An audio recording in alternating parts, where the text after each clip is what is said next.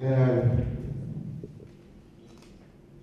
hocalarım, kıymetli komutanlarım, değerli genç arkadaşlarım, Doğu Türkistan'dan gelip burada yaşayan sevgili kardeşlerim, hepiniz hoş geldiniz. Büyük adamlar vardır. Bu büyük adamlar ışık olarak diğer insanlara yol gösterirler. Diğer insanları dünyanın çeşitli yerlerine gönderirler. Orada aydınlık kapılar açarlar. Rahmetli Turan Yazgan hocamız Türk dünyası konusunda Türkiye'de bu büyük adamlardan açık ara birincisiydi. Türk dünyası konusunda yapılan bütün ilk faaliyetlerin altında onun imzası vardı. Onu rahmetle yad ediyoruz. Kendisinden sonra faaliyetlerinin bıraktığı yerden devam ediyor olması sevindirici. Dolayısıyla ben bu kürsüden, bu hocamızın açtığı çığırdan hareket edenlerden hasbelkader birisi olarak buradan sizlere hitap ettiğim için kendimi gururlu, onurlu hissediyorum. Hocamızın mekanı cennet olsun yeniden. İnşallah bu faaliyetler Türk dünyası için artarak devam edecek. Son 4 yıldır Kırgızistan'da çalıştım. Bişkek Manas Üniversitesi'nde. Celalabad Boş'a gittim. Orada hocamızın açtığı üniversiteleri, Celalabad'daki hala faaliyetine devam ediyor. O faaliyete devam etmesi, Azerbaycan'da devam ediyor. Faaliyete devam etmesi de sevindirici. Mutlaka hocamız da bunun için kendisinin ruhu mutlu oluyordur en azından. Devam etmesini diliyoruz daha artarak bu faaliyetlerin. Başka bir ışık adam Ahmet Bircan Erculas'ın profesör doktor. Ülkemizin yetiştirdiği en büyük bilim adamlardandır kendisi. Ben onun çömezlerinden, şahitlerinden biriyim, talebelerinden biriyim. Yaklaşık 25 yıl önce beni Sibirya'ya gönderdi. Biraz da ben gönüllü oldum. Önceden sürgün yeri olan Sibirya benim için Türk dünyasını tanımak, Sibirya'daki soğuk iklimin sıcak insanlarla tanışmak, onların dilleri, edebiyatları konusunda bir şeyler yapmak, kitaplar yazmak nasip etti Allah. İşte ondan sonra da Türk dünyasıyla, çeşitli yerleriyle bağımız devam etti. Aslında ben Kahramanmaraşlıyım. Barak Türkmenlerindenim. Ama gittiğim Sibirya'da da, Kırgızistan'da da, Doğu Türkistan'da da hiç yabancılık çekmedim. Her nereye gittimse onlar kendilerinden biri zannettiler. Tipim biraz Kırgız'a, biraz Uygur'a, biraz Kazak'a benzediği için herkes Uygur musun, Kazak mısın, Kırgız mısın? Evet, kardeşiz deyip geçiştirdim. Bu da benim açımdan güzel bir şey oldu tabii ki. Gazi Üniversitesi'nde Çağdaş Lehçeler, Türk Lehçeleri ve Edebiyatları bölümünde hocalık yapıyorum. Ahmet Bircan Erculas'ın öğrencilerinden biri olarak. Yaklaşık 4 yıl önce Kırgızistan Türkiye Manas Üniversitesi'ne öğretim üyesi olarak gittim. 4 yıl orada çalıştıktan sonra bu yıl tekrar Gazi Üniversitesi'ne döndüm. Bu 4 yıl içerisinde Kazakistan'a, Küçük Türkistan'a, Doğu Türkistan'a gitme, oralarda araştırma yapma şansım oldu. Bugünkü burada anlatacağım şey Manas Üniversitesi'nin bir projesiyle, bilimsel bir projeyle. Projenin adı Urumçi'den Kaşgar'a değerlemeler, dil araştırmaları idi. Profesör Doktor İsmail Doğan'la birlikte yaptık.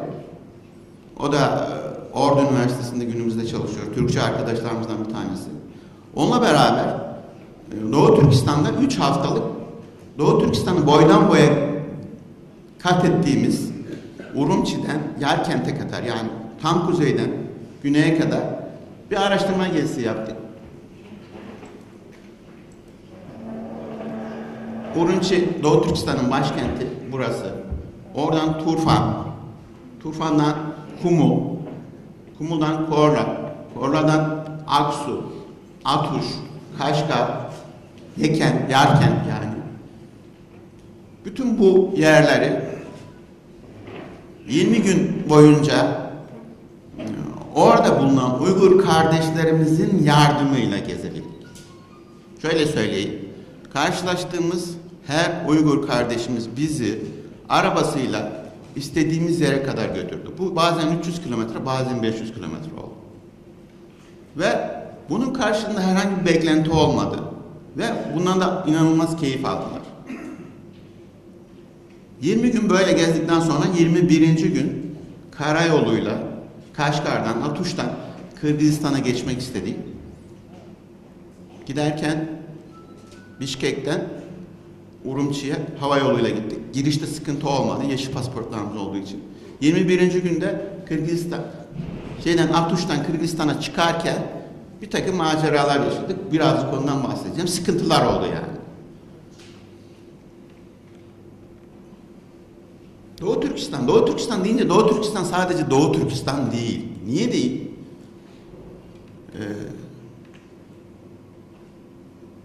Başkent İdikut, Beşbalık'la birlikte tarihi Uygur Devleti'nin başkentlerinden birisi. Burada göstereceğim resimlerde bir şey için üzgünüm. Doğu Türkistan'da yapıların %90'ı topraktan, kerpiçten yapıldığı için yüzyıllara dayanamamış durumda ve bizdeki taş yapılar gibi bin yıllardan süzülüp gelememiş. Dolayısıyla ancak çoğu zaman bu şekilde çok sağlam, kalın duvarlar kalabilmiş veya toprak yıkıntılar kalabilmiş. Birazcık bu tarihi plandan bahsedelim. İdikut. Gördüğünüz gibi şehrin dış surları. Tabii 1000-1200 yıllık bir tarihi süreç. Tarihi biliyorsunuz Türk tarihinde 840 yılında Uygur Devleti yıkılınca Kırgızlar tarafından Uygurlar doğuya doğru göç edip doğudaki Uygur Devleti'ni kurdular. Bu onlardan kalan kalıntılar. Turpan. Kışın olduğu için seyahatimiz yeşil değil ortalık. Yaklaşık -30 derece falan da sıcaklık. Asma bahçeleri toprağa gömülü vaziyette. Bu gördüğümüz üzüm kurutma evi, şamalla birlikte, rüzgarla birlikte üzümler gölgede kurutuluyor. Güneş altında olunca değerini kaybediyormuş. Turpan'da belki 15-20 tane farklı üzüm kuruş şeklini gördüm. Zenginliği de oradan kaynaklanıyor zaten. Tuyuk yine Turpan'da tarihi merkezlerinden bir tanesi Uygurlar. Sanki yoldaki resme bakınca 2000 yıl öncesindeki kasaba hala duruyormuş havasını veriyor. Ben şahsen öyle hissettim yani. Topraktan binalar. Havanın yazları çok sıcak olduğu bir bölge. Albert von Lecoq Bin Buda mağaralarından Uygur yazmalarını alıp Almanya'ya götürdü ya. Önce katırlarla, sonra demiryolu, sonra deniz yoluyla. İşte bu resimde gördüğünüz mağaralardan toplamış onları. Bin Buda mağaraları. Budisti buradaki Uygurlar önceleri. Müslüman olmadan önceki yani. Bu Türk tarihi açısından en değerli eserlerin olduğu mağaralar. Bin Buda derken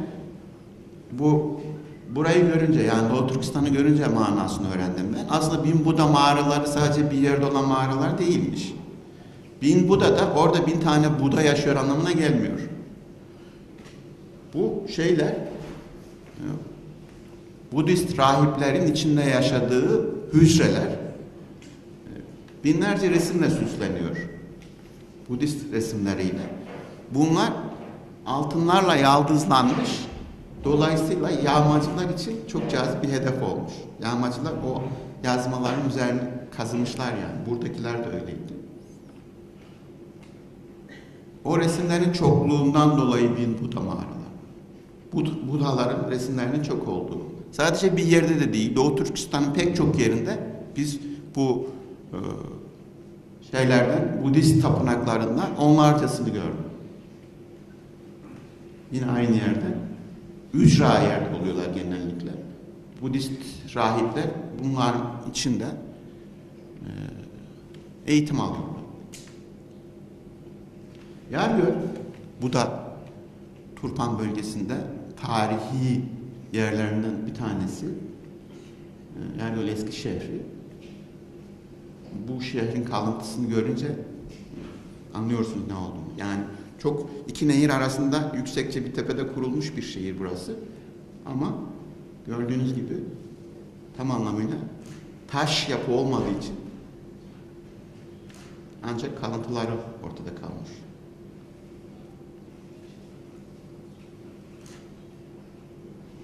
Turpan bölgesi deniz seviyesinden yaklaşık 150 metre aşağıda, dünyanın en çukur yerlerinden bir tanesi.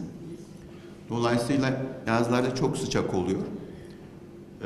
Bu sıcaklıktan dolayı burada meyve, sebzeler erken yetişiyor.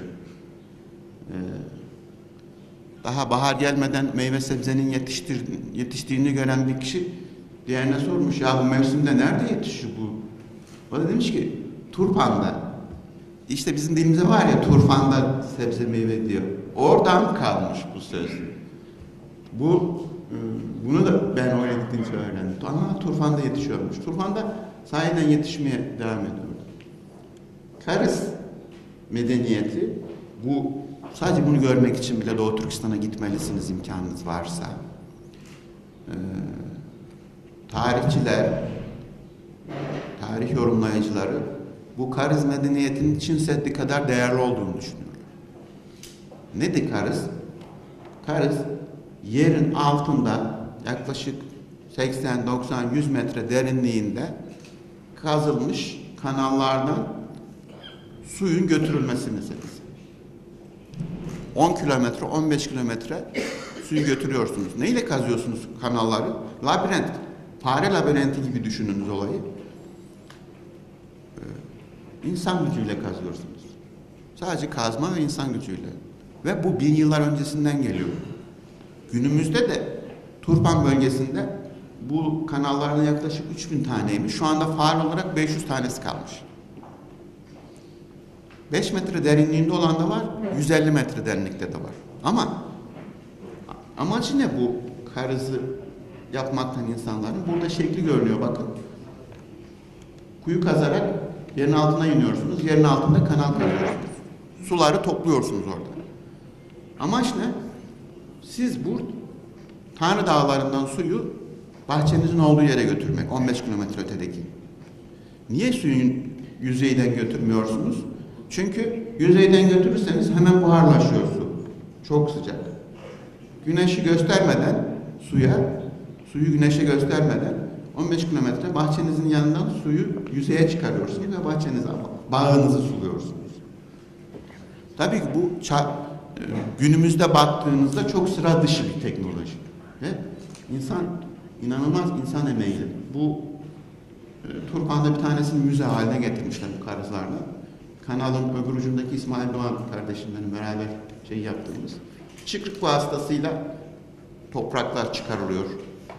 İşte gördüğünüz gibi su canlı olarak akıyor oradan. Bu kanalların özelliklerini. Şu anda bu kanallardaki su kurumak üzereymiş. Çünkü 200-300 metre derinlikte artezyen kuyuları kazmaya başlamışlar Çinliler. Artezyen de o derinlikteki suyu alınca sizin karızınızdaki su otomatik olarak kuruyacak. Türkiye'de, Konya'da olan şey. Orada da olmuş diyor. Bu kanalların bu meyvesi. Bu Ocak ayında çekilmiş Urumçi'deki bir resim yani. Sanki bugün bahçeden toplamışsınız gibi ama. İnanılmaz lezzetliler yani. Görüntüsü değil sadece. Ve meyvenin her türlüsü. Böyle güzel olmasaydı Hamit Bey keşke Doğu Türkistan, Çinler bu kadar yapmazdı, Çinler için bu kadar cazip olmazdı belki. Başka da petrol de çıkmasaydı keşke dedim o yalancı ama. Evet, Atuş. Doğu Türkistan sadece Doğu Türkistan değil ya. Niçin değil? Şimdi Türk büyükleri, büyük Türk eserler deyince kimler geliyor aklımıza? Satuk Burhan, Sadık Burhan dediğimiz kişi Karahan hükümdarı ve Türk tarihi açısından önemi ne? Kendisi Müslüman oluyor. Kendisinden sonraki oğulları zamanında Türkler toplu olarak Müslümanlığa geçiyorlar. Karahanlar döneminde. İşte bu Sadık Burhan'ın türbesi. Atuş denen yerde. Bu türbenin eski hali, 100 yıl önceki hali. Bir İngilizler bunun resmini çekmişler. Çinler de bunu günümüzde bu halde modernize etmişler. Turistik bir yapı olarak kullanıyorlar. Sadık Burhan'ın türbesi yani. Atuş'a giderseniz Sadık Burhan'ın türbesini görüyorsunuz. Güzel bir yapı. Bu İsmail Şaman. Şaman birazcık İsmail Doğan benim arkadaşım da. Ama Sadık Burhan'ın huzuruna varınca tabii ki dua etmek gerekiyor. Biz de duamızı ettik tabii. Onun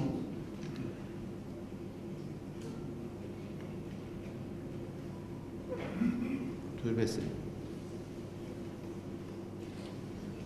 Evet, Türk tarihinde 3 tane en büyük yazılmış eser söyle deseniz, bunlardan 2 tanesi kesinlikle Divan-ı Lügat-ı Türk ve Kutatku Bilik'tir. Bütün Türk tarihi boyunca.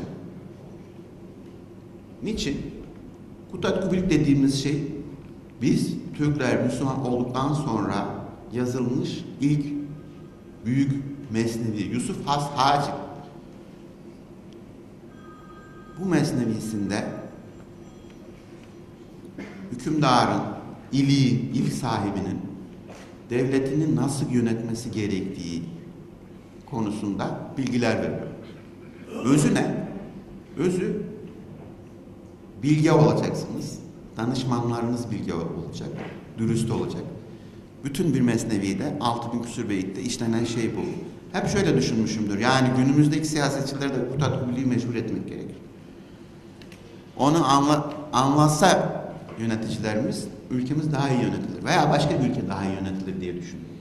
Derslerde Kutatku Bilik okutan birisi olarak ben için bildiğim için böyle söylüyorum. 1000 yıl öncesinden bu anlayışla, tabii ki ceddimiz bu anlayışla yönettiği zaman yüceltti devleti. Bu temsili resim tabii ki. Kutatku Bilik'in yazarı Yusuf Has Hacip'in türbesi nerede peki? Bu türbesinin giriş kitabesinde, Uygurcası, ben bunu Latin harflerine aktardım. Kaşgar'da. Kaşgar'ın içinde yani Yusuf Has Hacip'in türbesi. Yusuf Has Hacip'in türbesinin çok bir külliye şeklinde 7-8 tane binadan oluşuyor. Bu giriş kapısı.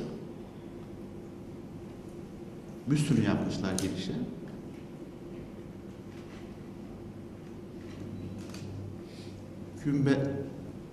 Kümbetin üzerinde dökülmeler falan var. Birazcık yıpranmış görüyorsunuz. Ama güzel bir bina. Mezarısı, kabrisi Yusuf Has Hacip. Ukuşluk, ukar ol biliklik bilir, bilikli ukuşluk tilekke tegir. Akıllı anlar, bilgileri bilir, bilgili, akıllı arzusuna ulaşır. Türkçesi böyle. Bütün beyitler bunun gibi manalı tabii ki. Kutatku Bilik'i okursanız. Türbenin içinde Kutatku Bilik'ten beyitlerden koymuşlar böyle duvarlara. Onlardan bir tanesi. Kaşgar binlerce yıllık tabii ki Türk yurdu, İpek yolunun kesiştiği nokta. Şu anda da hala bu özelliğini koruyor. Ama zor durumda. Niye zor durumda? İdgah. Bir idgah, ait bayram kelimesinden geliyor. İd bayram, bayramlık, bayram namazının kılındığı yer anlamında. Burada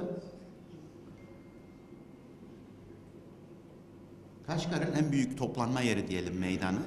İnsanlar herhangi bir kutsal günlerinde, herhangi bayramlarda bu namazını burada eder. Cuma günleri çok kalabalık olur. Bize de bu cami avlusundan görüntüler. Burada cuma namazı kılmak nasip oldu. o meydanın cuma günkü hali. Yani 20-30 bin, her cumada 20-30 bin kişi toplanıyormuş buraya. Evet, bir de Divan-ı Lügat-ı Türk dedik. Şimdi Mahmud Kaşgari. Mahmud Kaşgari Divan-ı Lügat-ı Türk'ü Bağdat'ta yazdı. Halifeye sunduktan sonra inanılır ki 1080 yılında doğum yeri olan Kaşgar'a dönmüş. Orada Medrese-i Mahmudiye diye bir medrese kurmuş. Ve talebeler yetiştirmiş. Ve orada vefat etmiş. Bu da Divan-ı Lügat-ı Türk yazarı Mahmud Kaşgari'nin mezarı, türbesi. Kaşgar'ın hemen dışında Opal denen bir kenar mahallesinde bulunuyor. Kaşgarlı Mahmud'un büyükçe külliyenin girişinde heykelini dikmişler. O türbenin dışarıdan görünmüş hali. Bu tür resimler az önce Yusuf Has Hacip'te de gördünüz. Burada da Kaşgarlı Mahmud. Şimdi siz bu resmi çok yerde görebilirsiniz, Kaşgarlı Mahmud diye. Birileri temsili bir resim yapınca bilimde böyle oluyor. İnsanlar sahiden Kaşgarlı Mahmud'un resmi diye inanıyorlar belli süre sonra. O işte temsili resim bu. Yani birileri bunu Kaşgarlı Mahmud'un var olan elimizdeki bir takım özelliklerine bakarak böyle bir resim çiziyor yani. 1000 yıl öncesinden görmüş değiliz tabii ki Kaşgarlı. Tenha bir yer gördüğünüz gibi. Tarihsel olarak bir de Uygurlardan bahsediyorsak tabii ki müzikten bahsetmek lazım. 12 mugam. 13.sünü Uygurlar icat etmişler. Diğer Kazak, Kırgız, ben özellikle Sibirya toplulukların kültürlerini çalıştım 20'ye yakın. Bunlardan Uygurların farkı ne derseniz, tabii ki Uygurlar çok erken dönemde yerleşik hayata geçmişler. Kırgız hala atın üzerinde, oysa Uygur evinin içinde. Atın üzerindeyseniz elinize saz alıp çalamıyorsunuz. Dolayısıyla Kazan domburası var, Kırgız'ın komuzu var, bir tek. 2 telli sazı var. Oysa Uygur'un yüzlerce çeşit müzik enstrümanı var. Bu yerleşik kültürle birlikte ortaya çıkan bir şey. Yani Türk müziği dediğimizde en zengin nerede derseniz tabii ki Uygurlardı. Enstrüman olarak da bunu müzikologlardan birisi kesin olarak incelemeli. Uygur müziği diye bir doktora yapılabilir mesela. Mesela Alişir Nevai'nin bütün eserlerini bestelemişler. Bir de diğer topluluklardan farklı olarak Sibirya'daki kişi atın üzerine biner, türküsünü söyleyerek gider. Enstrümanı yoktur. Kırgız atın üzerinden iner, kopuzunu çalar. Ama Uygur meşk eder. Yani bir grup halinde müziği icra etme geleneği yaygınlaşmış. Beste geleneği yaygınlaşmış. 12 makam diyoruz. Söylediğim gibi 13.sünü Uygurlar icat etmişler. Dolayısıyla enstrüman çeşitliliklerine işte bakın. Bu yatık saz bizdeki keman, Sibirya'da yedigen diye bir saz türü herhalde ataları oydu. Çoğala çoğala bu hale gelmiş. Bir nevi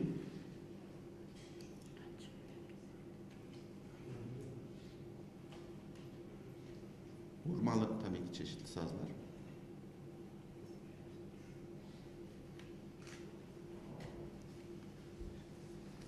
Evet, tarihsel olarak durum böyle sevgili dostlar. Peki günümüzde nasıl? Urumçi başkenti Doğu Türkistan'ın. Yaklaşık olarak 3 milyon nüfusu var. Bunun ancak 1/10 kadar Uygur kardeşlerimiz, Uygur Türkleri. Yani Doğu Türkistan'ın kuzeyinde 1940'lı yıllarda Doğu Türkistan'daki Çinlilerin oranı %5 civarındaydı. Günümüzde Doğu Türkistan'da yaklaşık 23 milyon insan yaşıyor. Bunun 10 milyon kadarı Uygur, 10 milyon kadarı Çinli, Geri kalanı 1.200.000 Kazak, 200.000 Kırgız, Uygur, Özbek, Moğol, başka milletlerden insanlar. Yani 1940'lı yıllarda %95 olan Uygur nüfusunun oranı bugün %45. %5 olan Çin'in nüfusu bugün %45. Bu en çok 1950'li yıllarda oldu. Doğu Türkistan işgal edildikten sonraki 10 yıl içinde oldu. Ve günümüzde de olmaya devam ediyor. Günümüzde olmaya devam eden şeyi göstereceğim şimdi ben size. Genelde Doğu Türkistan'da yapılan bir katlı toprak evler, avlusu olan geniş yerleşik evler. Zaman içerisinde Çinliler buradaki demografik yapıyı değiştirmek için Çin'den buraya nüfus getiriyorlar. Bu insanların yaşaması için modern yüksek binalara ihtiyaç var. Yani Doğu Türkistan'da inanılmaz bir inşaat hali devam ediyor şu anda. Bu inşaat hali iki şeye sebep oluyor. Bir, Uygurların bu bir tek katlı yer, toprağa bağlı olan hayatları yok oluyor. Uygurlara sorarsanız oradaki bu nasıl oluyor böyle? Bu kaçınılmaz bir son diyorlar. Yani biz bu toprak evlerimizden apartmana bir şekilde çıkacağız. Ama onlar için kötü olan apartmana gitmek değil de bu 20-30 katlı taban ısıtmalı modern evlere göçerseniz şöyle bir şeyle karşılaşıyoruz. Eskiden bir mahallede Uygur komşularınızla yaşarken bir bakıyorsunuz komşunuz Çinli oldu. Karma nüfusa geçiliyor yani. Bu yeni yapılan binalara Çin'in iç bölgelerinden göçürülen Çinlilerle birlikte Uygurlar yerleştiriliyor. Buraya göçen Çinlilere maaş veriliyor, ev veriliyor, araba veriliyor. Siz burada yaşayın, biz size bakacağız.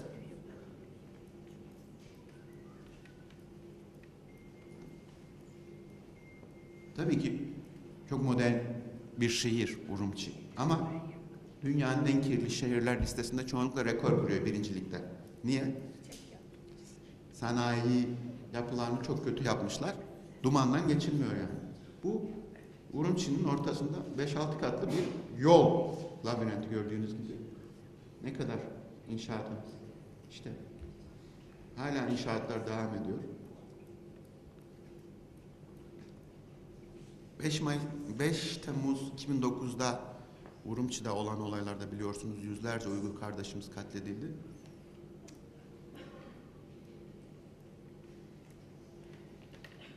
Çünkü Uygur nüfusu çok azınlıkta şeyde. Başka azınlıkta olmasa da katledilebilir ama sebeplerinden bir tanesi bu. Şehrin göbeğinde küçük bir mahallede birlikte yaşar hale gelmişler. Dış mahalleler tamamıyla kuşatılmış.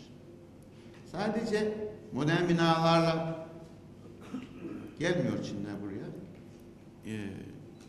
Ülkedeki en yoğun enerji yatırımlarını buraya yapıyormuş. Bu gördüğünüz rüzgar güllerinden milyonlarcasını gördük biz. Urumçi'den Kaşgar'a kadar gidinceye kadar. Nerede rüzgar var? Rüzgar gülü koymuşlar. Sadece rüzgar gülü değil tabii ki. Özellikle Altay bölgesinde yani Çin'in neredeyse enerji kaynaklarının 1/3 kadar petrol çıkarılmış. Doğu Türkistan bölgesinde. Ve tabii ki bu şey için, Çinler için inanılmaz bir şey. Cazip bir alan. Aksu. Aksu da kadim Köne Kırgızcasıyla şehirlerinden, eski şehirlerinden bir tanesi şey. Doğu Türkistan'ın orta yerinde. Çarpıcı bir resim. Bu üst taraflarda tüm Doğu Türkistan'da böyle bir gelenek var. En yüksek yer mezarlık. Çünkü bu Doğu Türkistan'da sel çok oluyor. Sele en son kapılması gereken şey atalarımızın mezarları. Onun için en yükseğe onu koyuyoruz.